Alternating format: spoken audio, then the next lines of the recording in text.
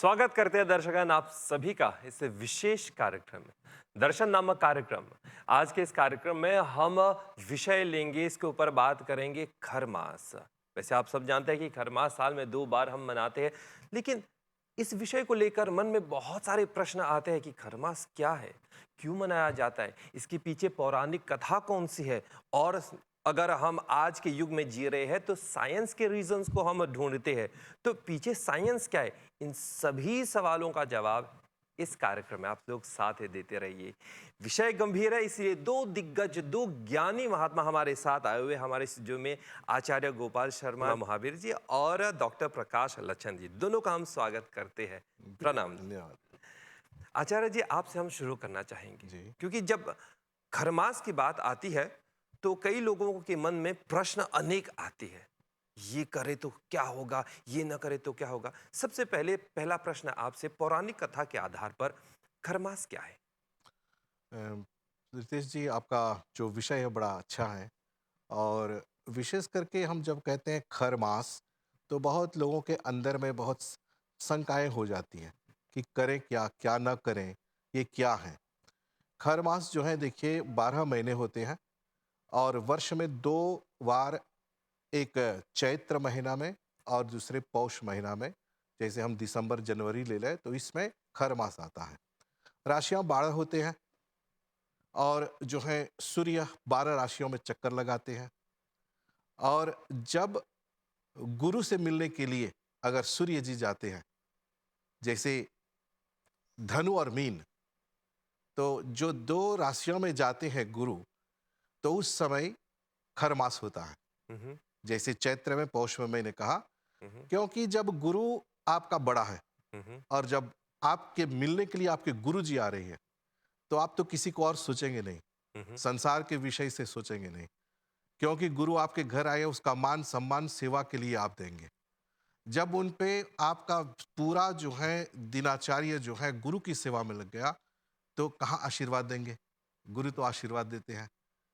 तो इसलिए उस समय जो है खरमास होता है कि हम, मतलब कि गुरु आशीर्वाद नहीं दे सकते। और उस समय में सूर्य जो है उनकी सेवा में लगे हुए हैं, और सूर्य भी जो है आशीर्वाद नहीं दे सकेंगे। ये पौराणिक में लिखा हुआ है, पुराण में। हम्म। तो यही कारण है कि दो, जब धनु और मीन में जब जाता है सूर्य, तो ये खरमास हम कहते हैं। बहुत ही सुंदर, कि पीछे कथाएं भी आती हैं, आपके मुखारविंद से जरूर सुनेंगे। अभी आपको बताएंगे, हमारे धर्मशास्त्र में वेद होते हैं, वेद के बाद उपनिषद होते हैं और अनेक ग्रंथ भी आते हैं। उनमें से एक होते हैं पुराण, और वेद व्यास का लिखे हुए पुराण होते हैं। उन्होंने साफ साफ कहा है कि जो लोग वेद नहीं पढ़ पा रहे हैं, नहीं समझ पा रहे हैं, उन लोगों के लिए पौराणिक कथाएं हैं, आप अपने धर्म को अच्छी तरह से जान पाएंगे। चलिए, धर्म की बात हो रही है तो डॉक्टर प्रकाश लच्छन जी हमारे साथ है। हम साइंस के बारे में बात करेंगे, क्योंकि आज के नौजवान साइंस पर बहुत विश्वास करते हैं। तो साइंस और खरमास के बीच में कितना गहरा संबंध है? देखिए, हमें जैसे कि ये विषय जो है खरमास का, ये सही बात है जैसे आचार्य जी ने कहा कि लोग बहुत इस बात को लेकर के बहुत पूछते रहते हैं कि क्या होगा, क्यों, क्या करना है, क्यों नहीं करना है। और इस विषय को लेकर के काफ़ी चर्चाएं चलती रहती है। तो साइंस के आधार से अगर इसको देखा जाए, जैसे अभी आचार्य जी कह रहे थे कि जब सूर्य ट्रांजिट होता है अपनी राशि को छोड़ करके, जब धनु राशि में प्रवेश करता है या मीन राशि में, तो गुरु, जुपिटर और सन का कंजक्शन हो जाता है। यहाँ पे गुरु और सूर्य का जब मेल होता है, तो कहा जाता है कि एक बार होता है वो जुपिटर जो है वो जाता है पहले धनु राशि में। तो धनु राशि का जो प्लैनेट है वो जुपिटर है, सूर्य वहाँ गया तो वो अग्नि है, उसका तत्व अग्नि है। फिर जब मीन राशि में गया तो उसका तत्व जल है। हम्म। दोनों का प्लैनेट जो है, मतलब कि पाइसेस मीन राशि का और सजिटेरियस का, दोनों गुरु ही है, लेकिन एक का जल है और एक का अग्नि। अग्नि है। तो अभी जो खरमास अभी शुरू होने वाला है, ये 15 दिसंबर से ये सजिटेरियस में जा रहा है। तो सजिटेरियस में जाने से क्या होता है कि जो दोनों ग्रह होती है, दोनों का तत्व अग्नि है। तो उस समय इतनी ऊर्जा रहती है हमारे धरती पे। क्यों हम पूजा पाठ करते हैं, क्यों हम सारे बड़े-बड़े काम को करते हैं ताकि हमें पॉजिटिव ऊर्जाएँ मिले। तो यहाँ पर हम कहते हैं कि इतना ऊर्जा इसमें लगा होता है, मतलब कि पूरा जब ये दोनों ग्रह मिलते हैं, तो जो धरती का जो वातावरण ही होता है, वो बहुत तेज हो जाता है। तो इस समय हमारे शास्त्र में बताया गया कि इस समय आपको कम से कम मतलब कि अपने आप को मेडिटेशन में रखें, ध्यान में रखें, उत्साह में मतलब कि कोई भी बात हलचल में ना करें। तो इसमें क्या होता है कि जब गुरु सूर्य गुरु अग्नि या जल के साथ चला जाता है, जब दोनों एक साथ होता है, सूर्य उसके साथ जाता है, तो उस समय हमारे जो इलेक्ट्रोमैग्नेटिक फील्ड होता है, कहते हैं हमारे शरीर की ऊर्जाएं, उसमें डिसबैलेंस होती है। और जहाँ तक कि ज्योतिष शास्त्र को देखा जाए, तो जब दोनों अग्नि का मिलाप होता है, तो उस समय प्लानट जो है आपको ब्लेसिंग तो दे ही रहा है, तो और ब्लेसिंग कहाँ से हम उसको लें? और हम कहाँ जा करके, जैसे कि आपका पूरा जो शरीर है उस समय पूरे दुनिया में जो ऊर्जा है वो बहुत तेज है, तो और ऊर्जा अगर आप लेना चाहते हैं तो उससे तो आप अपने आप को खराब भी कर सकते हैं। तो साइंटिफिक रीज़न यही होता है कि दो बड़े ग्रह होता है हमारे जो कुंडली है, जो हमारे जो ग्रह मंडल है, एक तो होता है गुरु और एक होता है सूर्य। ये दोनों ही सबसे बड़ा ग्रह माना गया है। और इस समय क्या होता है कि दोनों बड़े ग्रह जो है, किसी का मतलब प्लस और प्लस दोनों पॉजिटिव में आ जाता है। तो इसलिए हम लोगों ने क्या किया है कि इस समय हम उसको खरमास को बोलते हैं कि सूर्य जो है वो गुरु के कंजक्शन में आ जाता है। आचार्य जी, हम सब जानते हैं कि एक साल में 2 खरमास होते हैं। कब-कब आते हैं खरमास ये दोनों? विशेष करके चैत्र मास में, जैसे हम कहते हैं मास महीना अप्रैल तक जाता है, हुँ, हुँ। तो इसके बाद आता है दिसंबर में मार्गशीर्ष, और पौष मास भी आ जाता है उसमें। तो ये 2 हैं। एक जो है शुरुआत होता है चैत्र से, और हुँ, दूसरा पौष मास में। ये 2 जो हैं महीने खर मास कहा जाता है। और विशेष करके जैसे अभी हम बोल रहे हैं कि बता रहे हैं कि खर मास 2 हैं। अगर हम जोड़ दें इसमें और एक चीज़, तो एक होता है अधिक मास। हुँ, हुँ। अधिक मास जो है ये बहुत से लोग इस पे ज़्यादा ध्यान नहीं देते हैं, क्योंकि 32 महीने 16 दिन और 4 घड़ी तक जब बीतता है, तो 2 वर्ष के बाद एक अधिक मास आता है। हुँ। और ये अधिक मास जो है, इसका कोई नाम है ही नहीं। अभी हाल में ही हमको याद है कि सावन मास के बीच में अधिक मास आ जी, गया था। जी, जी, जी। हाँ, इसीलिए बहुत लोग प्रश्न पूछ रहे थे कि अभी सावन मास चल रहा है, अचानक अधिक मास, फिर से सावन मास, ये क्या चल रहा है? इसीलिए हमको एक बहुत विशेष कार्यक्रम करना पड़ा था हाँ, लोगों के लिए। तो ये अधिक मास है। अधिक मास को भी हम मल मास कहते हैं, जैसे आप खर मास बोलते हैं, मल मास भी इसको नाम से कहते हैं। पौराणिक कथाओं में आती है कि मल मास, खर मास। खर मतलब जो अच्छा नहीं है, मतलब कि शुभ कार्य करने के लिए। मल मास जैसे नाम ही पड़ गया इसका। हुँ, एक है अधिक मास, तो उसका उसका कोई मतलब कि उसका नाम ही नहीं था।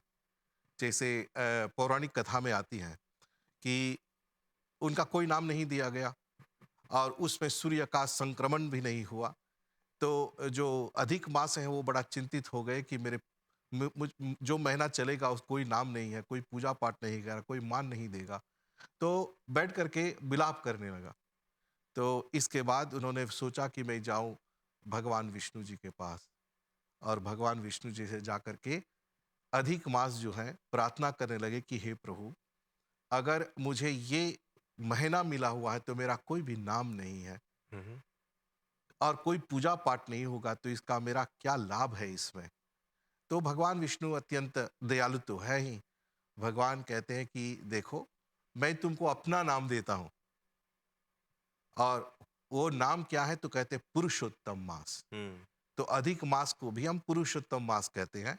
अब देखिए, मल मास को या खर मास को भी भगवान ने कहा कि ये पुरुषोत्तम मास है। इसमें क्या करना है, क्या नहीं करना है, ये तो विवरण है आगे। लेकिन अधिक मास को विशेष करके पुरुषोत्तम मास कहा गया। भगवान ने अपना ही नाम दे दिया कि जाओ, इस महीने में अगर कोई मेरे सहस्त्र नाम का जपन करेगा, या यज्ञ करेगा, विष्णु यज्ञ करेगा, या कि भागवत महापुराण करेगा, तो बड़ा ही लाभ प्राप्त होगा।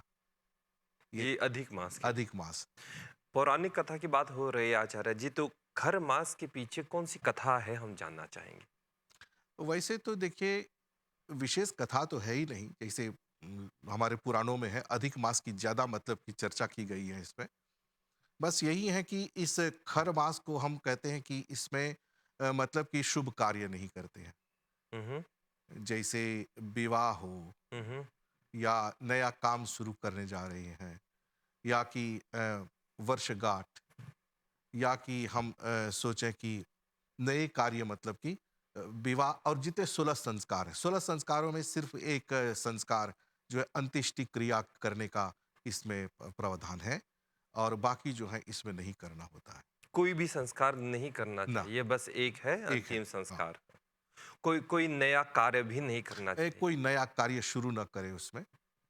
और जैसे घर बनाना हो, गृह आरंभ, गृह प्रवेश, समावर्तन संस्कार, यज्ञोपवीत संस्कार, इसके बाद जितने हैं कि वरक्षा, विवाह संस्कार, अनेक जितने भी संस्कार हैं। अब जैसे माने कि आप कभी कभार होता है कि हम कुछ खरीदना चाहते हैं, तो शुरू ना करें। जैसे कि बहुत दुविधा होती है कि अगर शादी है और हमको बहुत जल्दी खरीदना है सारे सामान, तो कहा जाता है कि अगर आपने शुरू कर दिया खरीदने के लिए, तो ये चलता जाएगा।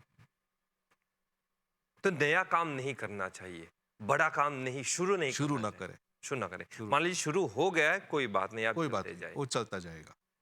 आपने एक नया घर खरीद लिया, फिर बना रहे हैं, तो खरमास से पहले आपने काम शुरू कर दिया है, कोई बात नहीं, जैसे आचार्य जी ने कहा कि आप चलते जाएं। लेकिन खरमास के दौरान ही आप कोई नया कार्य, घर बनाने की जो क्रिया है न करें, या फिर कोई पूजा तो कर सकते हैं। पूजा तो नित्य कहा गया कि जो हम नित्य पूजा करते हैं, वो नित्य पूजा होनी चाहिए। जैसे कि हर मास में कभी मंदिर बंद नहीं होता है। हम्म।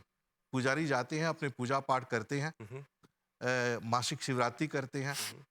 अब देखिए कि खर मास में कोई कहता है नहीं ये नहीं करना चाहिए, ये हो जाएगा।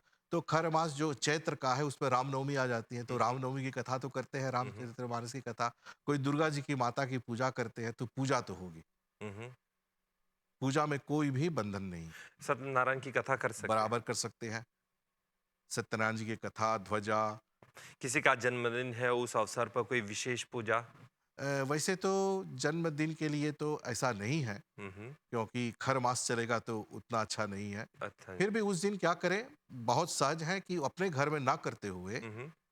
आप मंदिर जाकर के, उस दिन शुभ दिन है आपका, जाकर के आप अपने प्रसाद चढ़ाएं, अपने पूजा पाठ करें, बस ये अच्छा है। एक एक प्रश्न आया था, बहुत ही विशेष प्रश्न, काफी रोचक प्रश्न था कि उन्होंने गाड़ी ले ली, खरमास से पहले गाड़ी ले ली, पेमेंट हो गया। अब जो शोरूम था उन्होंने कहा कि 1 महीना बाद गाड़ी मिलने वाली है, तो 1 महीना बाद तो खरमास शुरू हो गई। अब क्या करें। वैसे जो आप बता रही हैं, मेरे यजमान में भी एक बार ऐसा हो गया। हम्म। तो मैंने कहा कि तुम सारे पेपर का काम कर दो, पेड भी कर दो, और शोरूम से कहना कि वो अगर आ जाए तो वहीं पर रखना, खर मास समाप्त हो जाए तब जाकर के अपना मोटर लाना। खरमास के दौरान नई गाड़ी घर में नहीं। नहीं, वो तो शुरुआत हो जाएगा ना, और नई हम्म। गाड़ी है। काफी बहुत सारे प्रश्न आते हैं, बहुत सारे उलझन आते हैं। डॉक्टर जी, आप कुछ जोड़ना चाहेंगे। देखिए, जो जैसे कि अगर आप देखेंगे, दो दो ग्रहों का मिलाप हमने बात किया, एक तो सूर्य और एक है गुरु। ऐसे तो आप भी ज्योतिष कर रहे हैं, आप हम्म। भी ज्योतिष जानते हैं। तो जो पांचवा घर है वो तो सूर्य का है, हम्म। और हमारे ज्योतिष शास्त्र में पांचवें घर को पास्ट लाइफ कहा गया है, हम्म। और नौवें घर को प्रेजेंट, जो अभी हम चल रहे हैं, और भाग्य। हम्म। तो दोनों, एक पास्ट और एक प्रेजेंट का मेलाप हो जाता है वहाँ, दोनों आमने सामने। आमने सामने रहते हैं। हाँ। और उसमें क्या होता है कि एक जल के साथ चला जाता है और एक अग्नि के साथ। हम्म। तो जो ग्रहों का असर होता है वो तो हम मानते हैं सभी लोग। हम्म। तो इसलिए खरवास को हमारे जो ज्योतिष शास्त्र है, या कहते हैं सनातन शास्त्र है, उन्होंने इस पे बहुत ही अच्छी सी टिप्पणी की कि जिस समय ऊर्जाएं बहुत है। देखिए, एक उदाहरण लेते हैं। पहले लोगों को बताया जा रहा था कि पितृपक्ष जब शुरू होता है तो पेड़ पे चढ़ोगे तो भूत आपको नीचे पटकेगा। हाँ, ये तो अब दादी नानी की कहानी थी, हाँ, ऐसे बोलते तो थे। पहले हम भी तो ये मानते थे, फिर बाद में चल करके जब पढ़ाई हुई, देखा गया, तो कहते थे कि हमारे परदादा लोग स्कॉलर नहीं थे, लेकिन फिर भी उन लोगों को पता था, तो वो इस बात को कैसे समझाएँ लोगों को?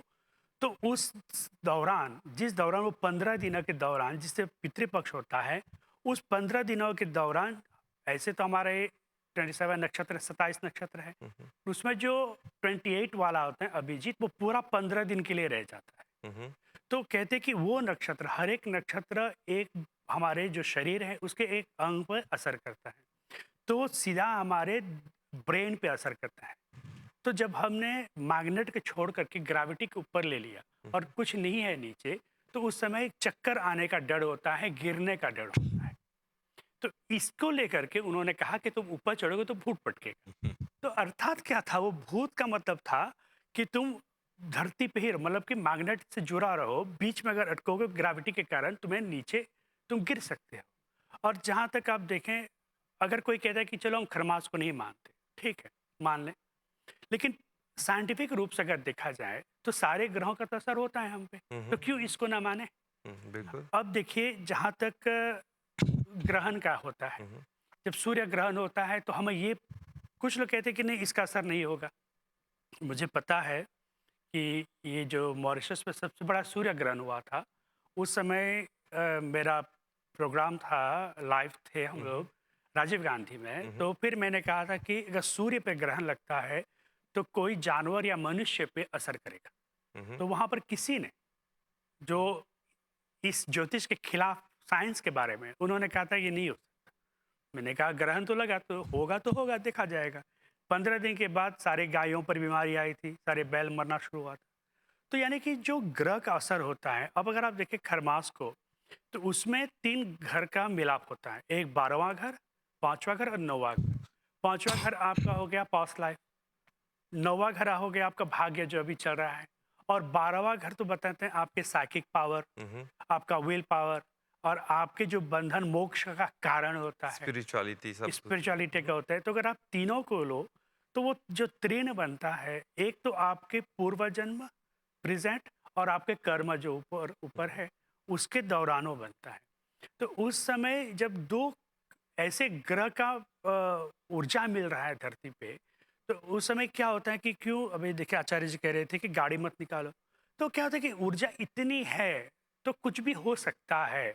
प्रिकॉशन के लिए हम कहते हैं अगर इतना ऊर्जा फैल ही रहा है, तो क्यों हम, अगर आपके घर में गाड़ी आ रहा है तो आप तो रोएंगे नहीं ना, आप तो एक्साइटमेंट होंगे, बिल्कुल। मतलब कि आपको एक जोश आएगा। हुँ, हुँ, तो एक तो उधर से उसका पावर बढ़ा हुआ है धरती का, जो जो इलेक्ट्रोमैग्नेटिक फील्ड है, तो इधर से आप और उत्तेजना में आ रहे हैं, तो ये आपके लिए खराब हो सकता है। बस साइंटिफिक रीजन यही होगा। जोश में कुछ भी हो सकता है। हो सकता है, मतलब कि एक तो आपका बीपी हाई है, ऊपर से आपने बीपी बढ़ाने का कोई गोली और ले लिया ऊपर से, तो खराबी तो आपको ही होगा। बिल्कुल, बिल्कुल। अब बात ये उठता है कि क्या विदेश वाले मानते हैं दूसरे देशों? हुँ, बात तो ये होगा कि अगर चलो हम सनातन लोग हैं तो हम मानते हैं, तो बाकी लोग क्या करते वो लोग तो भी जी रहे हैं, वो लोग हैं? वो आराम लोग, से जी रहे हैं। तो अगर आप देखें तो अभी जो अमेरिका एस्ट्रोलॉजर्स फेडरेशन है, वो अपना जो बुकलेट निकालेगा उसमें ये लिखेगा वो कि is a conjunction of the most powerful planet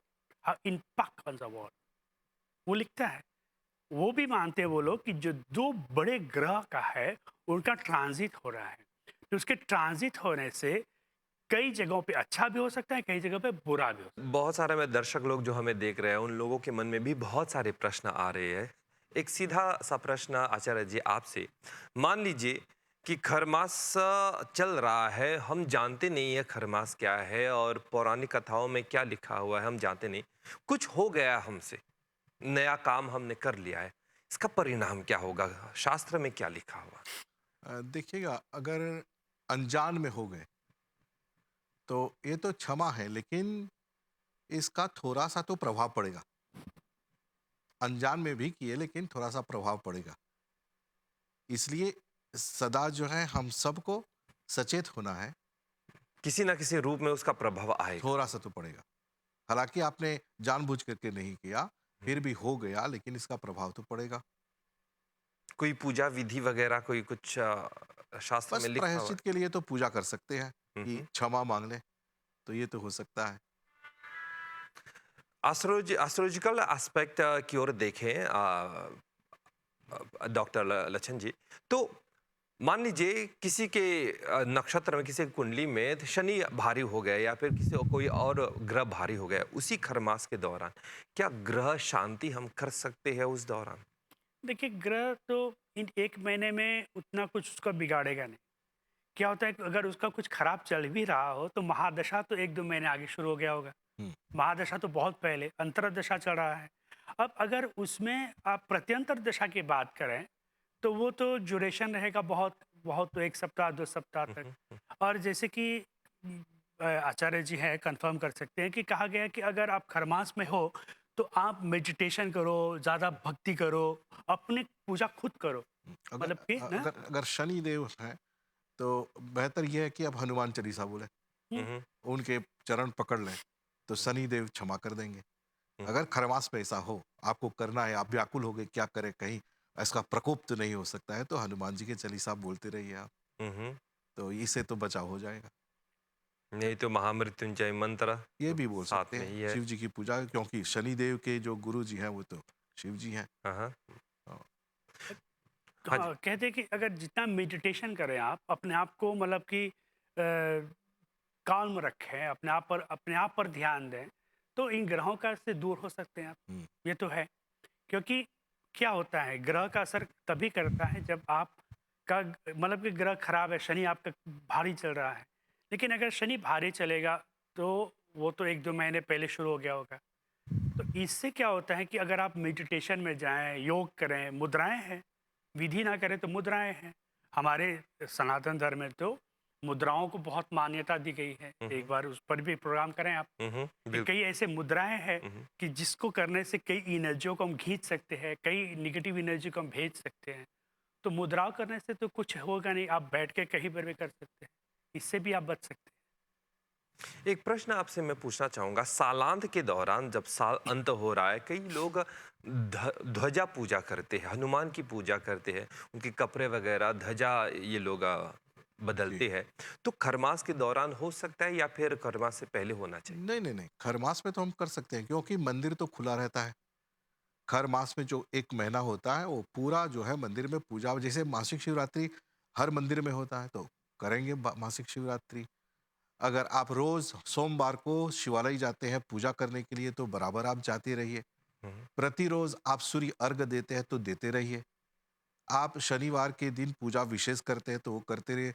अगर रविवार को आप पूजा करते हैं सूर्य नारायण जी को, उसको करते रहिए। और ध्वजा करने के लिए तो पूजा पाठ के लिए कोई बंधेज नहीं है। जैसे मैंने कहा कि चैत्र में दुर्गा जी की पूजा, रामनवमी आ हुँ, हुँ, जाते हैं तो हुँ। करते हैं। उसी प्रकार से हम दिसंबर के पहले तारीख को बहुत से लोग अपने घर में ध्वजा करते हैं, वो बराबर हम कर सकते हैं। इसमें कोई रोक नहीं। कथा कथा में कह रहा था कार्यक्रम के अंत तक तो मुझे कथा ही की तरह है। तो कार्यक्रम के अंत तक तो पहुँच गए हैं। बस जो दर्शक हमको देख रहे हैं अभी 2 शब्द आप उसको बताना चाहेंगे खरमास के अवसर पर? जी दर्शकों के लिए मैं यही कहूँगा कि बहुत से फ़ोन आते हैं हमारे यहाँ, पंडित जी हम क्या करें? आप निश्चित रहें, डरिए मत। बस जो कार्य हम नित्य कर्म करते हैं, वो आप करते रहिए। नित्य कर्म का मतलब होता है सवेरे उठते हैं आप स्नान करके, पूजा पाठ करते हैं, वो बराबर खर मास में करते रहिएगा। और भगवान की पूजा करें, क्षमा माँगे, खर मास में हो, अधिक मास में हो, ये देवी भागवत पुराण में भी लिखा हुआ है कि उस दिन पुण्य करो, दान पुण्य करो, पूजा पाठ करो, भगवान के सहस्त्र नाम बोलो और जितने भी हम करें उससे हमारा निवारण होगा। और डरिए मत, जो भी बताया गया अभी इस वक्तव्य में, आप इस पर ध्यान दीजिएगा और इसमें कोई भी आपको डरने की बात नहीं है। डॉक्टर प्रकाश लच्छन जी कार्यक्रम के अंत तक तो पहुँच गए हैं। 2 शब्द हमारे दर्शकों के लिए? जैसे कि मैंने कहा कि अग्नि अग्नि के साथ मिलने वाला है, तो लोगों को चाहिए अपने आप पर कंट्रोल रखें, गुस्से पर काबू रखें, जल्दबाजी, उत्तेजनाओं से बचें और ख़ास तौर से आप मेडिटेशन की ओर बढ़ें। अपने आप को जैसे कहा कि भक्ति करें, मतलब कि अपने आप को शांत रखें। कहने का तात्पर्य ये था हम लोगों का कि कोई ऐसा काम ना करें जिसमें आप में उत्तेजना हो। मतलब कि पूजा पाठ करने से उत्तेजना तो नहीं है, बल्कि वो तो आपका डेली कार्य होता है। तो आप अपने आप पर कंट्रोल रखते रहें, उत्तेजित मत होएँ, गुस्से को काबू में रखें और साथ-साथ में अपने आप को समझें। क्योंकि इसी समय क्या होता है कि आप में इतना गुस्सा भी भड़क सकता है, आप में इतना उत्तेजना हो सकते हैं कि आप अच्छे काम को भी अपने हाथों से बिगाड़ सकते हो। तो मैं ये बात कहूँगा आपसे कि आप योग करें, आप मेडिटेशन करें और आप अपनी नित्य पूजाओं को करते रहें। आचार्य गोपाल शर्मा महावीर जी, डॉक्टर प्रकाश लच्छन जी, आप आए हमारे कार्यक्रम में और खरमास के अवसर पर आप लोगों ने बहुत सारे प्रकाश डाले, इसके लिए बहुत बहुत धन्यवाद। धन्यवाद प्रणाम आपको आप भी दोनों को। बहुत नमस्कार। तो दर्शकगण, आप लोगों ने इस कार्यक्रम का पूरा पूरा फायदा उठाया। बस संक्षिप्त रूप में आपसे कहना चाहेंगे कि खर मास के दौरान जो शुरू हो रहा है, जैसे कि आप देख रहे हैं स्क्रीन पर, शुरू हो रहा है 15 दिसंबर और समाप्त हो रहा है 14 जनवरी अगले साल तक। तो इस खर मास के दौरान कोई नया कार्य आप न करें, कोई नया वाहन आप न खरीदें, नए घर में प्रवेश न करें। जो नित्य, जैसे आचार्य जी ने कहा, नित्य रोज आपका जो डेली का रूटीन होते हैं, कार्य होते हैं, पूजा पाठ होते हैं, वो आप कर सकते हैं। बाकी आप अपने मंदिर में जा सकते हैं, अपने पंडित से पूछ सकते हैं, आचार्य जी से पूछ सकते हैं, डॉक्टर जी से पूछ सकते हैं और अपने इस जीवन को आप मंगलमय बनाइए। अगले कार्यक्रम तक हमारी जरूर प्रतीक्षा कीजिए। तब तक हमारी ओर से नमस्ते।